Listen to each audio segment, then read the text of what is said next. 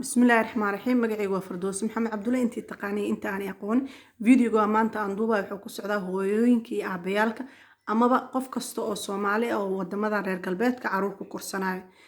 qisada maanta rab inaan idin la wadaago waxay ka dhacday dalkan Holland waana maxay ahayd qiso ku dhacday gabar yar oo arday ah oo gabdhahan adiga teenage-ka 12 jir ah da'da adiga 12 sano marka ka wada ilaa 14 sano ilaa 15 sano 16 sano meelahaas jirta da'deeda saxda ah iima sheegin laakiin da'deeda oo adiga 12 jir gabdhaha iskoolada dhigto oo yar yar ka waliba qisada waxaa noo sheegtay gabar oo iiga sheekaysay anagoo group noo sheegtay gabar Hollandees ah oo ka shaqeysa arrimaha iskuulaadka iyo arrimaha bulshada iyo waxyaabahaas ka shaqeyso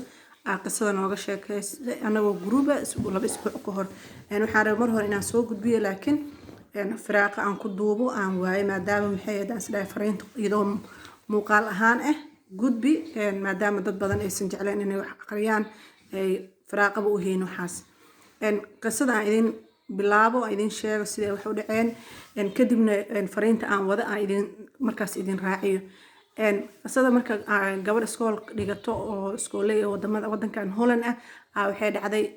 iyadoo iskoolka joogto maxay ahayd wiil iskoolka sala dhigtaan ayagoo gacanta iska haystaan waxa sawir ka qaaday wiil kale oo iskoolka dhigto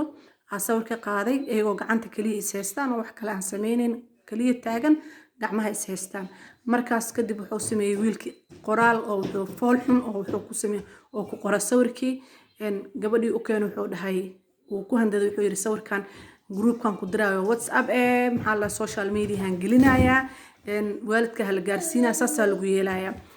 waan iska ogtihiin dad badan oo Hollandees ama dad badan oo ajnabi ah waxay og yihiin waalidiinta Soomaaliyeed inay yihiin dad kulul gabdhahooda maxay ahayd aan ogoleen in xaqooda laga soo maro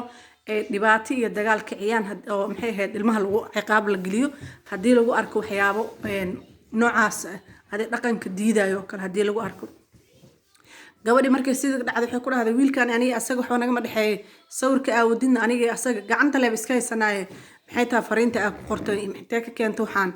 waxba kama jiraan calaayid xal wiilka gabadhi indhaho faraha ka geliyay wuu handaday qoraalkii gabadhan aad uga naxiyo oo fariinta ku qorneed oo qoraal oo wuxuu ahay aad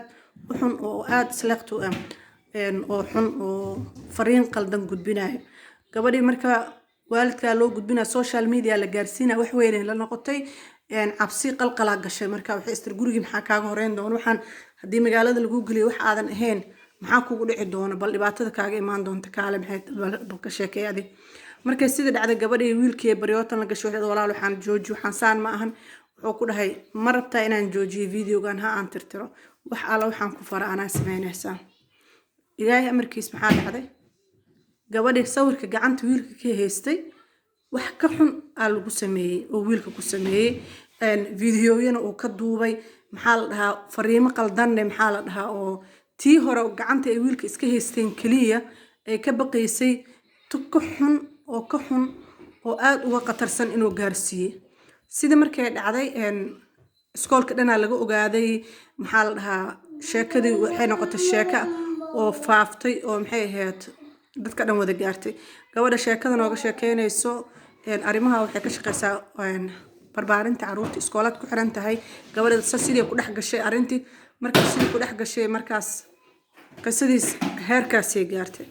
marka maxay ahayd waxaan rabay inaan idin dhaho hooyayaal iyo aabayaal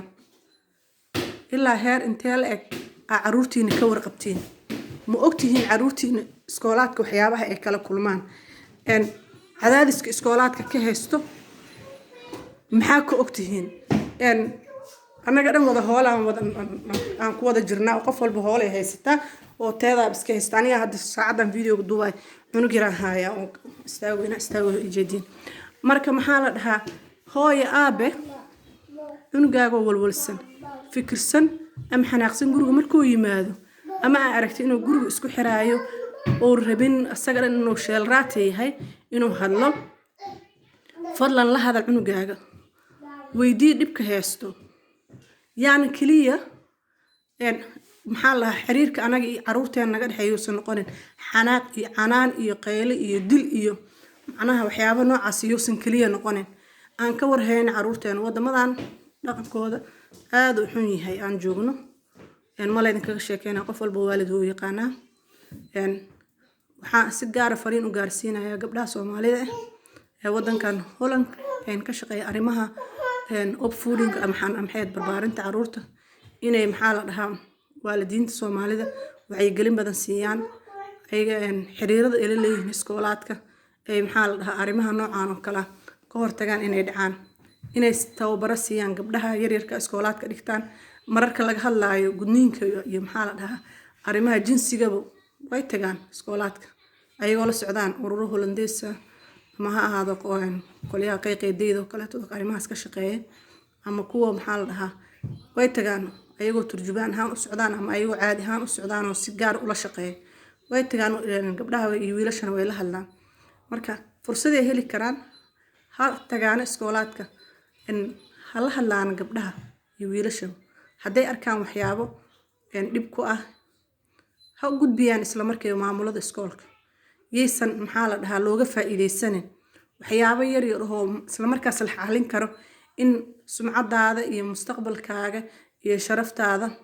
meel looga dhaco ama fursad u siiso inuu qof ku handado oo ku yiraahdo waxaan iyo waxaan hadaada sameyn waxaanan ku yeelaa ha qarsanin haddii ay kugu dhacdo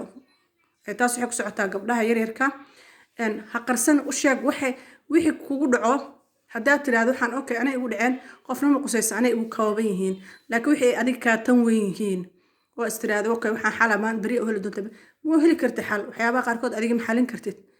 bari markay bambada qarxado maxaa sameynay indhaha ma taagtaagi oohin meel ku carar cadaadiska kale waalidka dhinaciisana oo ku sii dheeryahay hooyo aabe ha sugina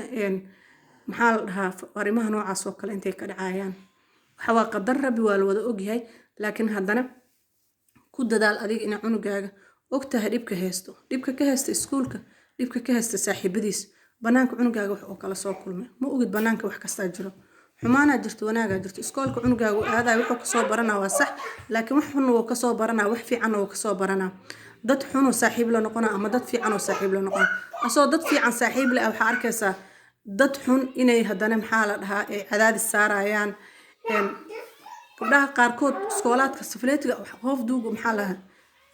qamaarka u saaran waa laga dafaa tin ma qabtin miyaa bidaar maa leedahay maxay ahayd kugu saaran yahay dararf waa laga siiyaa way dhacdaa laakiin haddana maxaa lagaa rabaa adi inaa ogaatid cunugaaga inta ha sugin intay maxaa la dhahaa problemka oo weynaado qarxo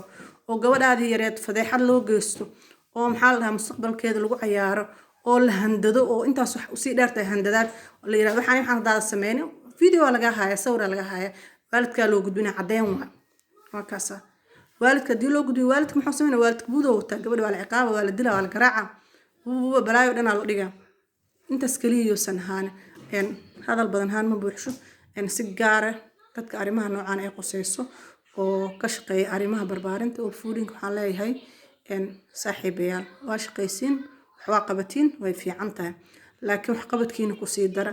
ina waalidiintan wacyigelin arrimaha noocan ka siisiin iskoolaadka maxay ahayd booqatiin aad tagtiin waa weli karsintiin fursade ina la kulantiin gabdhaha Soomaalida iskoolaadka dhigtaan u sharaxdiin qatarta ay leedahay aamusnaanta waxyaabaha dhibaatada markay soo gaarto ay la aamusaan dhibaatada hadhow ka imaan karto assalaamu calaykum waraxmatullaahi wabarakaatuh waxaan filayaa fadlan qof walba oo fariintan ay soo gaarto sii gudbi si arintaas waalidiinta Soomaaliyeed ay u gaarto fariintan ma ahan fariin shakhsi qusayso waa fariin dadka dhan wada qusayso xitaa anay qusayso caruur leh hooyo kasta aaba kasta ay qusaysaa